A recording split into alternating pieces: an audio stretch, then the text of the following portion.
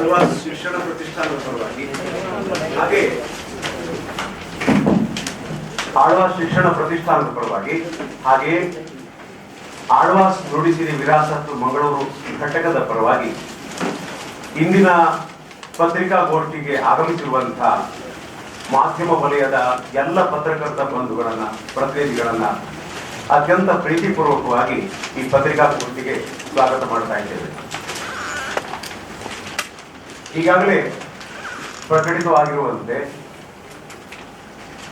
21ನೇ ತಾರೀಕಿಗೆ ಕರಾವಳಿ ಉತ್ಸವ ಮೈದಾನದಲ್ಲಿ ಆಳ್ವಾಸ್ ಸಾಂಸ್ಕೃತಿಕ ವೈಭವ ಕಾರ್ಯಕ್ರಮ ವೈವಿಧ್ಯ ನಡೆಯುವುದಕ್ಕೆ ನಮ್ಮ ಶಿಕ್ಷಣ ಪ್ರತಿಷ್ಠಾನದ ಅತ್ಯಂತ ಮಹತ್ವಾಕಾಂಕ್ಷೆಯ ಒಂದು ಔಟ್ರೀಚಿಂಗ್ ಪ್ರೋಗ್ರಾಮ್ ಅಂದ್ರೆ ಆಳ್ವಾಸ್ ಸಾಂಸ್ಕೃತಿಕ ವೈಭವ. ನಾಡಿನಾದ್ಯಂತ ಪ್ರವಾಸ ಮಾಡಿ ಜನಪ್ರಿಯತೆಯನ್ನು ಹಾಗೆ ಗುಣಮಟ್ಟದಲ್ಲೂ ಕೂಡ ಪ್ರಖ್ಯಾತಿಯನ್ನು ಗಳಿಸಿಕೊಂಡಂತಹ ಒಂದು ವಿಶೇಷವಾದಂತಹ ವಿದ್ಯಾರ್ಥಿ ಕಲಾವಿದರಿಂದ ರೂಪುಗೊಂಡಂತಹ ಒಂದು ಕಾರ್ಯಕ್ರಮ ಇದೆ. ಇದನ್ನು ಮಂಗಳೂರಿನ ಆಸುಪಾಸಿನ ಎಲ್ಲ ಕಲಾಸಕ್ತ ಬಂಧುಗಳಿಗೆ ನಾಗರಿಕರಿಗೆ ಮತ್ತೊಮ್ಮೆ ಸಾದರಪಡಿಸಬೇಕನ್ನುವಂತಹ ಮಹದಿಚ್ಛೆ ನಮ್ಮ ಶಿಕ್ಷಣ ಪ್ರತಿಷ್ಠಾನದ ಅಧ್ಯಕ್ಷರಾದ ಡಾಕ್ಟರ್ ಎಂ ಮೋಹನ್ ಆಳ್ವ ಅವರು. ಇವತ್ತಿನ ಪತ್ರಿಕಾಗೋಷ್ಠಿಯಲ್ಲಿ ಡಾಕ್ಟರ್ ಎಂ ಮೋಹನ್ ಆಳ್ವ ಹಾಗೆಯೇ ಆಳ್ವಾಸ್ ನುಡಿಸಿರಿ ವಿರಾಸತ್ ಮಂಗಳೂರು ಘಟಕದ ಕಾರ್ಯದರ್ಶಿಗಳಾಗಿರುವಂತಹ ಪ್ರಸಾದ್ ಕಳ್ಳಿಮಾರು, ಅಂದೇ ನಮ್ಮ ಪ್ರಿಯ ಬಂಧು ಶ್ರೀ ವೀರಾಕ್ಷ ಕರ್ಕೇರ, ಆಳ್ವಾಸ್ ನುಡಿಸಿರಿ ವಿರಾಸತ್ ಮಂಗಳೂರು ಘಟಕದ ಖಜಾಂಚಿಗಳಾಗಿರುವಂತಹ ಶ್ರೀ ಶಶಿರಾಜ್ ಕಾವೂರು ಇವರು ಉಪಸ್ಥಿತರಿದ್ದಾರೆ. ಇವರೆಲ್ಲರನ್ನೂ ನಾನು ಮೊದಲಾಗಿ ಸ್ವಾಗತ ಮಾಡ್ತಾ ಇದ್ದೇನೆ.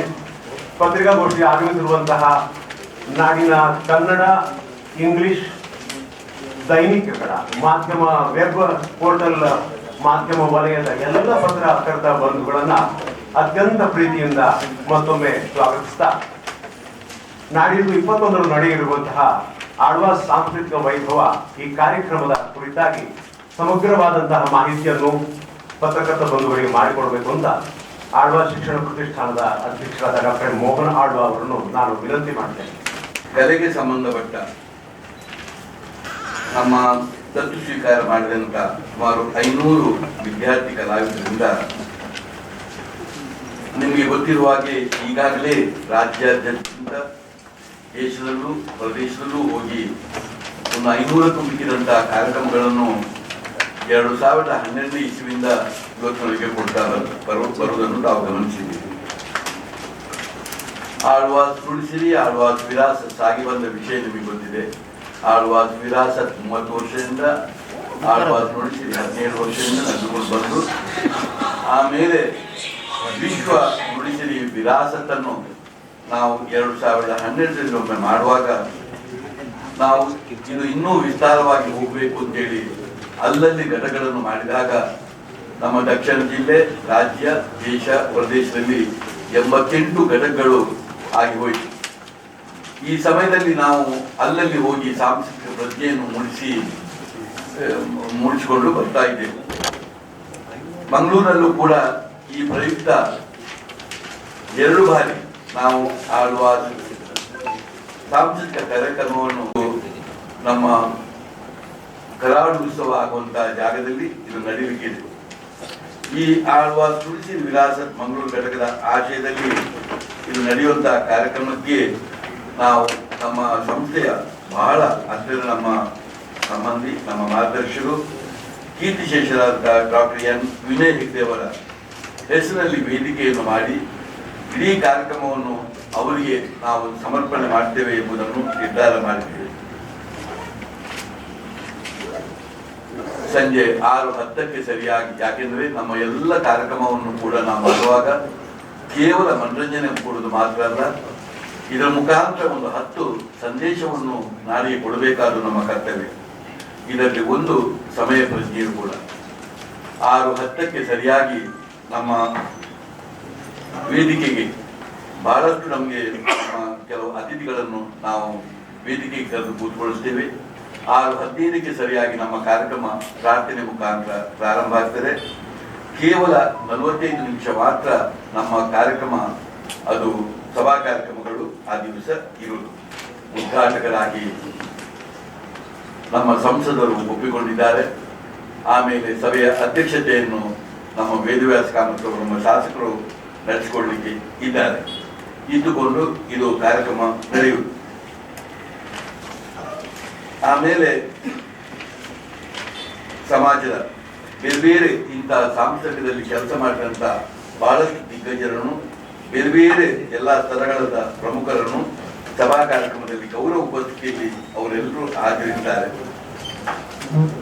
ಒಂದು ನಮ್ಮ ಸಂಸ್ಥೆಯ 500ಕ್ಕೂ ಮಿಕ್ಕಿದಂತಹ ವಿದ್ಯಾರ್ಥಿ ಕಲಾವಿದರು ಬಂದು ಬೇರೆ ಬೇರೆ ರೀತಿಯ ಭಾರತೀಯ ಕಲಾ ಪ್ರಕಾರಗಳನ್ನು ತೋರಿಸ್ತಾರೆ. ಬಹಳ ಮುಖ್ಯವಾಗಿ ಯೋಗವನ್ನು ಮುಂದುವರಿಸಿಕೊಂಡು ಅದನ್ನು ಒಂದು ಸಾಂಸ್ಕೃತಿಕವಾದ ಟಚ್ ಅನ್ನು ಅದಕ್ಕೆ ಕೊಟ್ಟು ಒಂದು ಯೋಗ ದೀಪಿಕಾ ಎಂಬ ಒಂದು ಪ್ರಾರಂಭದ ಕಾರ್ಯಕ್ರಮ. ಆಮೇಲೆ ಶಾಸ್ತ್ರೀಯ ನೃತ್ಯ ಅಂತ ಒಂದು ಭರತನಾಟ್ಯದಲ್ಲಿ ಅಷ್ಟಲಕ್ಷ್ಮಿ ಎಂಬ ಒಂದು ಪ್ರಯೋಗ. ಇನ್ನು ನಮ್ಮ ಯಕ್ಷಗಾನದ ಬಹಳ ಪ್ರಮುಖವಾದಂತಹ ಬಡುತ್ತಿಟ್ಟು ಯಕ್ಷಗಾನದಲ್ಲಿ ಶಂಕರಾರ್ಥ ಶಾರೀರಿಣಿ ಎಂಬ ಒಂದು ಪ್ರಸಂಗ. ಆಮೇಲೆ ಗುಜರಾತಿನ ದಾಂಡಿಯಾ ನೃತ್ಯ, ಮಣಿಪುರಿಯ ಸ್ಟಿಕ್ ಡ್ಯಾನ್ಸು, ಮಲ್ಲಕಂಬ ಮತ್ತು ರೋಪ್ ಕಸರತ್ತುಗಳು, ಸೃಜನಾತ್ಮಕವಾದ ನೃತ್ಯ, ಡೊಳ್ಳು ಕುಣಿತ, ಆಮೇಲೆ ಕಥಕ್ನಲ್ಲಿ ವರ್ಷಧಾರೆ ಎಂಬ ಮತ್ತೊಂದು ಶಾಸ್ತ್ರೀಯ ನೃತ್ಯ, ಪುರುಳಿಯ ಸಿಂಹ ನೃತ್ಯ, ತೆಕ್ಕುದಿಟ್ಟು ಯಕ್ಷಗಾನದಲ್ಲಿ ಗಿರಣಾಖ್ಯ ವಧೆ ಮತ್ತು ಕೊನೆಗೆ ಸಣ್ಣ ಮಕ್ಕಳು ಕೂಡ ಒಂದು ಸೌಂದರ್ಯ ಪ್ರಜ್ಞೆ ಬಾಲ್ಯದಲ್ಲಿ ಮೂಡಿಸಬೇಕೆಂಬ ದೃಷ್ಟಿಯಿಂದ ಬೇರೆ ಬೇರೆ ರೀತಿಯ ಬೊಂಬೆಗಳ ವಿನೋದಾವಳಿ ಪ್ರದರ್ಶನ ಕೊನೆಗೆ ನಡೆಯಲಿದೆ. ನಾವೊಂದು ಸಾಮಾನ್ಯವಾಗಿ ಒಂದು 8,000ಕ್ಕೂ ಅಧಿಕವಾದಂತಹ ಜನರು ಬರಬೇಕು ಅಂತ ನಾವು ಸೌಂದರ್ಯ ಪ್ರಜ್ಞೆ ಇದ್ದಂತ ಜನರು ಬರಬೇಕು ಅಂತ ಒಂದು ಆಶೆ ಇಟ್ಟಿದ್ದೇವೆ. ಅದಕ್ಕೆ ಬೇಕಾಗುವ ಆಸನದ ವ್ಯವಸ್ಥೆಯನ್ನೆಲ್ಲ ಮಾಡಲಾಗ್ತದೆ. ಮತ್ತೆ ಇದೆಲ್ಲವೂ ಉಚಿತವಾಗಿ ಪ್ರವೇಶ ನಮಗೆ ಗೊತ್ತಿದೆ. ಕಾರ್ಯಕ್ರಮವು ಸಾಂಸ್ಕೃತಿಕ ಕಾರ್ಯಕ್ರಮವು ಕ್ಲಬ್ದ ಸಮಯಕ್ಕೆ ಪ್ರಾರಂಭವಾಗಿ ನಿಗದಿತ ಸಮಯಕ್ಕೆ ಮುಕ್ತಾಯವಾಗ್ತದೆ. ಅದು ಏನಿದ್ರು ಕೂಡ 2 ಗಂಟೆ ಇರುವ ಕಾರ್ಯಕ್ರಮ. ಅಂತಿಂತೂ ನಾವು ಸಮಯಕ್ಕೆ ಸರಿಯಾಗಿ 7 ಗಂಟೆ ಒಳಗೆ ಅದರ ಕಾರ್ಯಕ್ರಮ ಸಾಂಸ್ಕೃತಿಕ ಕಾರ್ಯಕ್ರಮ ಪ್ರಾರಂಭ ಆಗಿ ಆಮೇಲೆ 10 ಗಂಟೆಗೆ ಸರಿಯಾಗಿ ಕಾರ್ಯಕ್ರಮ ಮುಕ್ತಾಯವಾಗ್ತದೆ.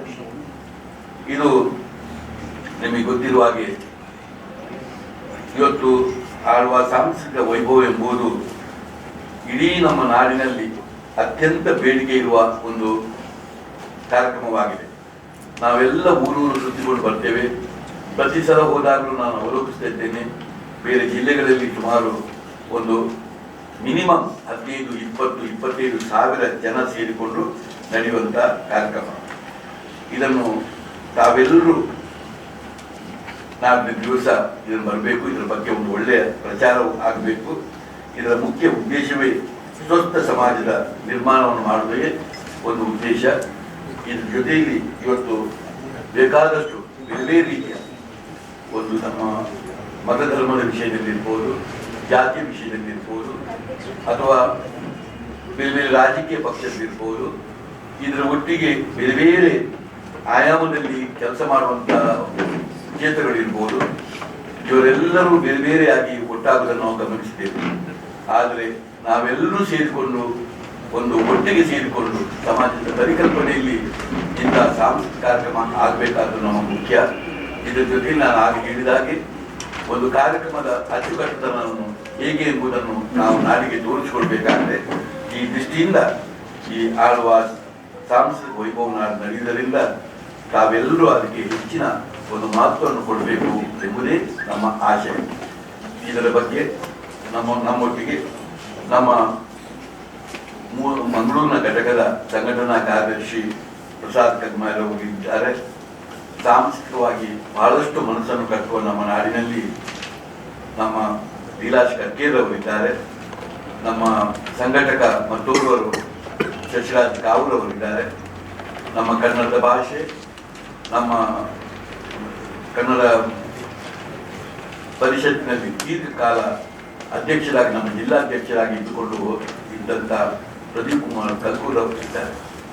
ನಿಮಗೆ ಇದರ ಬಗ್ಗೆ ಏನಾದರೂ ನಮ್ಮಲ್ಲಿ ಪ್ರಶ್ನೆ ಕೇಳಬೇಕಾದ್ರೆ ತಾವುಗಳು ಕೇಳಬಹುದು ಅಂತ ನಾನು ಕೇಳ್ತಾ ಇದ್ದೀನಿ. ಈಗ ಬೇರೆ ಬೇರೆ ಕಡೆ ಇದು ಸಾಂಸ್ಕೃತಿಕ ಕಾರ್ಯಕ್ರಮ ಮಾಡಿದ್ರಲ್ಲ, ಈ ಕಲಾವಿದರು ಇದೇ 500 ಜನ. ನಮ್ಮಲ್ಲಿ ನಮ್ಮ ವಿದ್ಯಾಸಂಸ್ಥೆಯಲ್ಲಿ ನಿಮಗೆ ಗೊತ್ತಿರುವ ಹಾಗೆ ಹಲವು ವಿಧದ ದತ್ತು ಸ್ವೀಕಾರಗಳು ಇದೆ. ಅದು ಕಲಿಕೆಯಲ್ಲಿರ್ಬೋದು, ಕ್ರೀಡೆಯಲ್ಲಿರ್ಬೋದು, ಸಾಂಸ್ಕೃತಿಕದಲ್ಲಿರ್ಬೋದು, ಕನ್ನಡ ಮಾಧ್ಯಮದಲ್ಲಿರ್ಬೋದು, ಅಂಗನ್ಯೂನತೆಯಲ್ಲಿದ್ದವರಿರ್ಬೋದು, ಹೀಗೆ ಹಲವು ವಿಷಯದಲ್ಲಿ ನಮ್ಮಲ್ಲಿ ದತ್ತು ಸ್ವೀಕಾರಗಳಿವೆ. ಇದು ವಿದ್ಯೆ ಬುದ್ಧಿಯ ಜೊತೆ ಸಾಂಸ್ಕೃತಿಕವಾಗಿ ಬಲಾಢ್ಯವಾಗಿ ನಮ್ಮ ಮಕ್ಕಳನ್ನು ಕಟ್ಟಬೇಕೆಂಬ ಉದ್ದೇಶದಲ್ಲಿ ಇರುವಂತಹ ವಿಚಾರ. ಇದರಲ್ಲಿ ಸುಮಾರು 500ಕ್ಕೂ ಮಿಕ್ಕಿದಂತಹ ವಿದ್ಯಾರ್ಥಿಗಳು ನಮ್ಮ ಈ ವರ್ಷ ಹಾಗೆ ದತ್ತು ಸ್ವೀಕಾರ ಆದವರಿದ್ದಾರೆ. ಅವರು ನಾವು ತರಬೇತಿ ಮಾಡ್ತೇವೆ. ಅವರವರ ಎಕ್ಸಾಮ್ ಅನ್ನು ನೋಡಿಕೊಂಡು, ಅವರವರ ಕಾರ್ಯಚಟುವಟಿಕೆ ನೋಡಿಕೊಂಡು ಕೆಲವು ಚೇಂಜಸ್ಗಳು ಆಗ್ತಾ ಇರ್ತದೆ. ಈಗ ಒಬ್ಬರೇ ಎಲ್ಲಾ ಕಡೆಗೆ ಹೋಗಲಿಕ್ಕೆ ಆಗುದಿಲ್ಲ. ಅವರವರ ಈಗ 10ನೇ ತರಗತಿ ಎಕ್ಸಾಮ್ ಆಗುವುದರಿಂದ 10ನೇ ತರಗತಿಯವರೆಗಿನ ಮಕ್ಕಳನ್ನು ಯಾರನ್ನೂ ಇದರೊಳಗೆ ತರಲಿಕ್ಕೆ ಆಗುದಿಲ್ಲ. ಈಗ PUC ಮಕ್ಕಳು ಈಗಿದ್ದಾರೆ. PUC ಮಕ್ಕಳು, ಡಿಗ್ರಿ ಮಕ್ಕಳು, ನಮ್ಮ ಪೋಸ್ಟ್ ಗ್ರಾಜುಯೇಟ್ ಮಕ್ಕಳು, ನಮ್ಮ ಪ್ರೊಫೆಷನಲ್ ಕಾಲೇಜ್ ಮಕ್ಕಳೆಲ್ಲ ಇದ್ದಾರೆ. ಅವನ್ನೆಲ್ಲ ಸೇರಿಸಿಕೊಂಡ ಕೆಲವು ಸಣ್ಣ ಪುಟ್ಟ ಬದಲಾವಣೆಗಳಾಗ್ತದೆ. ಆದರೆ ಮೂಲವಾಗಿ ಕೆಲವು ವಿದ್ಯಾರ್ಥಿಗಳು ಪರ್ಮನೆಂಟ್ ಆಗಿದ್ದಾರೆ. 3 ಗಂಟೆ ಹೆಚ್ಚು. 3 ಗಂಟೆ ಅಂದ್ರೆ 3 ಗಂಟೆ ಅದಕ್ಕಿಂತ ಮೊದಲೇ ಅದು ನಾವು ಎಷ್ಟು ಗಂಟೆಗೆ ಪ್ರಾರಂಭ ಮಾಡಿದೆವು ಅದನ್ನು ಹೊಂದಿಕೊಂಡು ಇದೆ. ನಮ್ಮ ಇಡೀ ಕಾರ್ಯಕ್ರಮ ಇರುವುದೇ 2 ಗಂಟೆ 50 ನಿಮಿಷ. ಆದರೆ ಒಂದು ಏನು ಕೇಳಿದ್ರೆ ನಮ್ಮೊಂದು ತೆತ್ತು ಆಗುವಾಗ ಪ್ರೇಕ್ಷಕರು ನೋಡಿಕೊಂಡು ಸ್ವಲ್ಪ ದಿಗಿನಗಳು ಜಾಸ್ತಿ ಆದರೆ ಅದು ಸ್ವಲ್ಪ ಒಂದು 5 ನಿಮಿಷ ಹೆಚ್ಚಾಗ್ತದೆ ಅಷ್ಟೇ. ಇಲ್ಲದ್ರೆ ಅದು ರೇಡಿಯೋ ಟೈಮ್ ಅದೊಂದು ಮಾತ್ರ ಲೈವ್ ಆಗಿರುವುದು.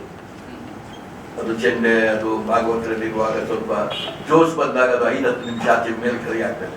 ಮತ್ತೆಲ್ಲವೂ ಅದು ರೆಕಾರ್ಡೆಡ್, ಅದರಲ್ಲಿ ಅದು ಪ್ರತಿಯೊಂದು ಅದು ನಿಮಿಷಕ್ಕೆ ಸರಿಯಾಗಿ ಆಗ್ತದೆ. ನನಗೆ ಬಹಳಷ್ಟು ಸಮಾಧಾನ. ಯಾಕೆಂತ ಹೇಳಿದ್ರೆ ಹಿಂದೆ ಈ ಕಲೆಗಳನ್ನೆಲ್ಲ ಕಟ್ಟಿದವರು ಗುರು ಶಿಷ್ಯರ ಸಂಬಂಧದಲ್ಲಿ ನಮ್ಮ ಎಲ್ಲ ಶಾಸ್ತ್ರೀಯ ಜಾನಪದದ ಕಲೆಗಳು ಬಹಳ ಮುಖ್ಯವಾಗಿ ಅದರ ಶಾಸ್ತ್ರೀಯ ಎಲ್ಲ ಗುರು ಶಿಷ್ಯರ ಸಂಬಂಧದಲ್ಲಿ ಇದೆಲ್ಲ ನಡೆದಂತ ವಿಚಾರ. ಈಗ ಅಂತ ಗುರುಗಳು ಇಲ್ಲ, ಅಂತ ಶಿಷ್ಯರು ಇಲ್ಲ, ಮತ್ತು ಈಗ ಅದು 100% ಅಪ್ರಸ್ತುತವೂ ಕೂಡ. ಮುಂದೆ ಹೋದರೆ ರಾಜ ಮಹಾರಾಜರುಗಳು ಇದೆಲ್ಲಕ್ಕೂ ಆಶ್ರಯ ಕೊಟ್ಟಿದ್ರು. ಎಲ್ಲ ನಮ್ಮ ರಾಜ್ಯ ದೇಶದಲ್ಲಿದ್ದಂತಹ ರಾಜ ಮಹಾರಾಜರುಗಳು ಅವರ ಆಳ್ವಿಕೆಯಲ್ಲಿ ಕಲಾವಿದರಿಗೆ ಕಲೆಗೆ ಒತ್ತು ಕೊಟ್ಟುಕೊಂಡು ಕಲೆಗಳನ್ನು ಕಲಿತಾ ಬಂದರು. ಈಗ ಅಂತ ರಾಜ ಮಹಾರಾಜರುಗಳು ಕೂಡ ಇಲ್ಲ. ಈಗ ಇರುವುದೇ ರಾಜ್ಯ ಸರ್ಕಾರ, ಕೇಂದ್ರ ಸರ್ಕಾರ, ಅದರ ಅಧೀನದಲ್ಲಿರುವಂತಹ ಕೆಲವು ಬೇರೆ ಬೇರೆ ರೀತಿಯ ಪ್ರಭಾವೋಚಿತ ವಿಷಯಗಳು. ಆದರೆ ನಮ್ಮಂತ ಪ್ರೈವೇಟ್ ಜನಗಳು ಕೂಡ ಈ ಚಿಂತನೆ ಮಾಡಬೇಕಾದ ನಮ್ಮ ಕರ್ತವ್ಯ.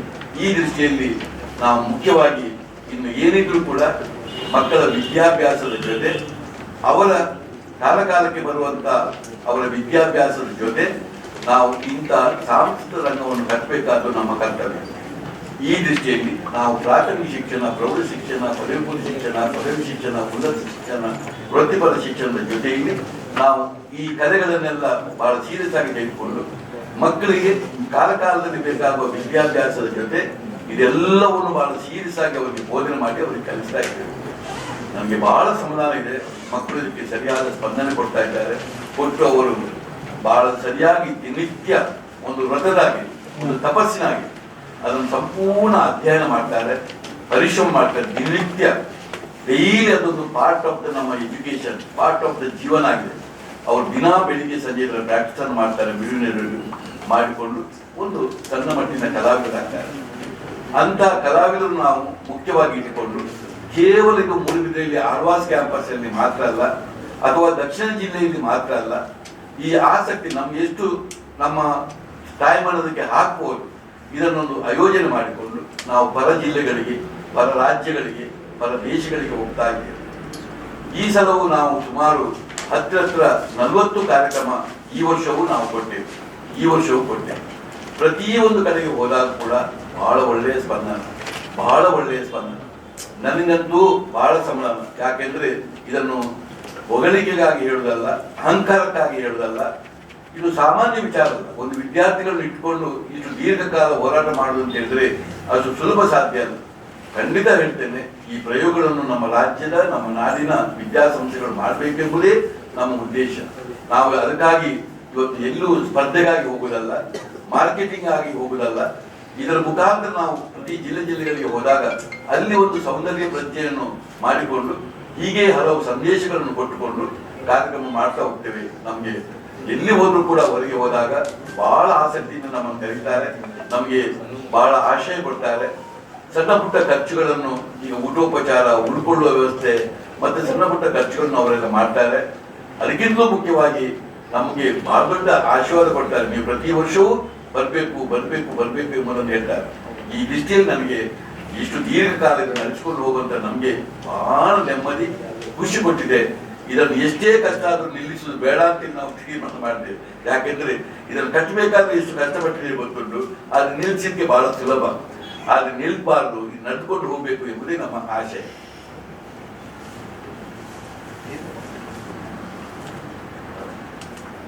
ಇಲ್ಲಿ ಹೆಚ್ಚಾಗಿ ದಕ್ಷಿಣ ಜಿಲ್ಲೆಯವರಿಗೆ ಏನ್ ಕೇಳಿದ್ರೆ ನಾವು ನೋಡಿದ್ದೇವೆ ನೋಡಿದ್ದೇವೆ ನೋಡಿದ್ದೇವೆ ನೋಡಿದ್ದೇವೆ ಅಂತ ಅಂತಾರೆ. ಆದ್ರೆ ಪರ ಜಿಲ್ಲೆಯಲ್ಲಿ ಈ ಸಮಸ್ಯೆ ನಮಗೇನಿಲ್ಲ. ಅವರಿಗೆ ನೋಡಿದ್ದೇನೆ ಎಂಬ ಪ್ರಶ್ನೆ ಅವರಿಗೆ ಇಲ್ಲ. ಅದು ನಾನು 3-4 ಕಡೆಗೂ ಕೂಡ ಮಾಡಿಕೊಂಡು ಬಂದಿದ್ದೇನೆ. ಪ್ರತಿ ಸಲವೂ ಸಭೆ ಹೆಚ್ಚವೇ ಆಗಿದ್ದು ಹೊತ್ತು ಕಡಿಮೆ ಆಗಲಿಲ್ಲ. ಆದ್ರೆ ಇಲ್ಲಿ ದಕ್ಷಿಣ ಜಿಲ್ಲೆಯವರಿಗೆ ಒಂದು ಏನ್ ಕೇಳಿದ್ರೆ ನಾವು ನೋಡಿದ್ದೇವೆ ಅಂತ, ಏನ್ ನೋಡಿದ್ದಾರೆ ಅಂತ ನನ್ಗೆ ಗೊತ್ತಿಲ್ಲ. ಹಾಗಾದ್ರೆ ನಾನೇನ್ ಮಾಡ್ಬೇಕು? ನಾನು 500-1000 ಬಾರಿ ನೋಡಿದ್ದವ.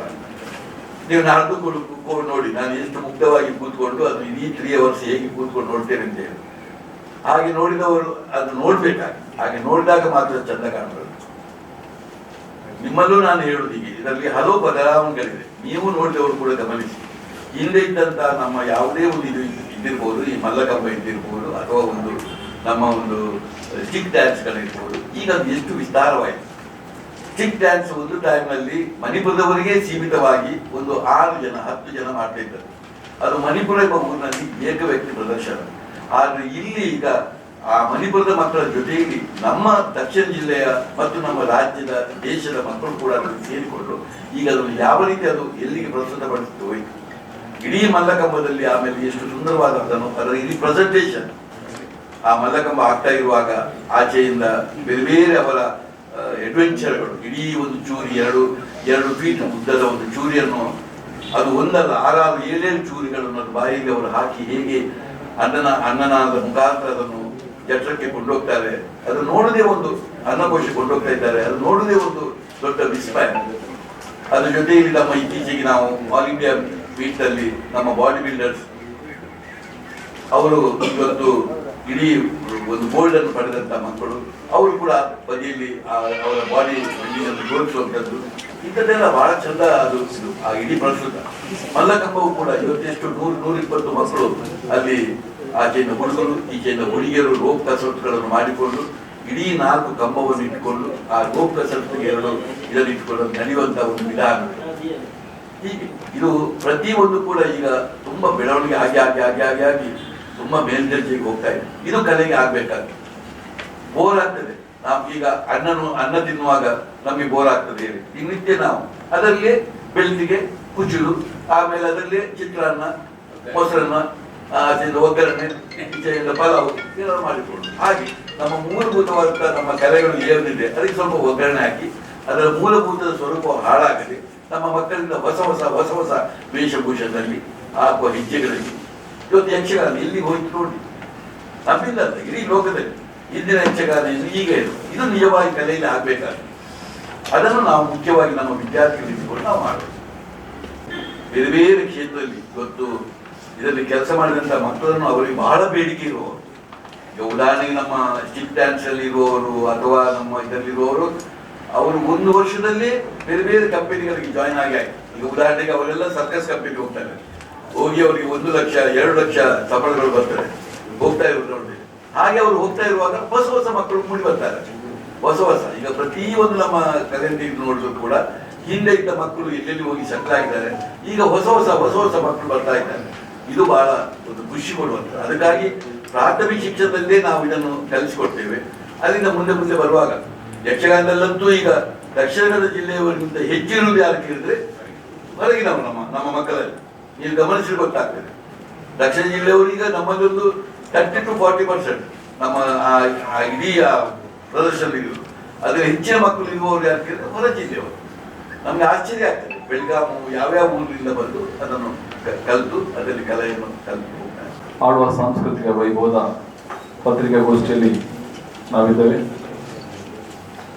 ಆಳ್ವ ಶಿಕ್ಷಣ ಪ್ರತಿಷ್ಠಾನದ ಅಧ್ಯಕ್ಷರಾಗಿರುವಂತಹ ಡಾಕ್ಟರ್ ಮೋಹನ್ ಆಳ್ವ ಅವರಿಗೆ ಪ್ರಾಸ್ತಾವಿಕವಾಗಿ ನುಡಿದದಕ್ಕೆ ನನ್ನ ವೈಯಕ್ತಿಕರಲ್ಲಿ ಮತ್ತು ನಮ್ಮ ನಿಮ್ಮೆಲ್ಲರ ಪರವಾಗಿ ಧನ್ಯವಾದ ಹೇಳ್ತೇನೆ. ಅದೇ ರೀತಿಯಲ್ಲಿ ನಮ್ಮ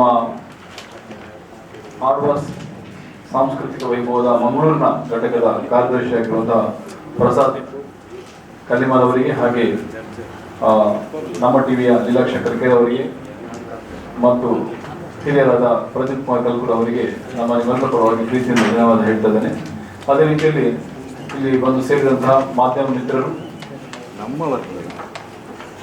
ಮತ್ತು ಎಲ್ಲ ಸಹೃದಯ ಪತ್ರಕರ್ತ ಬಂಧುಗಳಿಗೆ ಆಳ್ವ ಶಿಕ್ಷಣ ಪ್ರತಿಷ್ಠಾನದ ಪರವಾಗಿ ಧನ್ಯವಾದ ಹೇಳ್ತೇನೆ.